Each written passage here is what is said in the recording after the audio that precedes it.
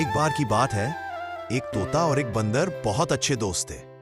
दोनों जंगल में साथ खेलते, खाते और बारिश में नाचते थे। एक दिन जंगल में तेज तूफान आया, पेड़ टूटने लगे, घोंसले उड़ गए, तोते का घर भी टूट गया। बंदर ने तुरंत उसे अपने पेड़ पर जगह दी।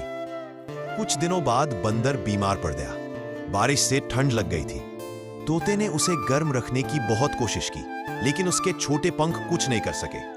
सुबह जब सूरज निकला, बंदर हमेशा के लिए सो चुका था। तोता उसकी बाहों में बैठा रोता रहा और फिर हर दिन उसी पेड़ पर जाकर पुकारता, दोस्त उठो ना, आज भी बारिश आई है, साभा के साथ गम गम गम गम।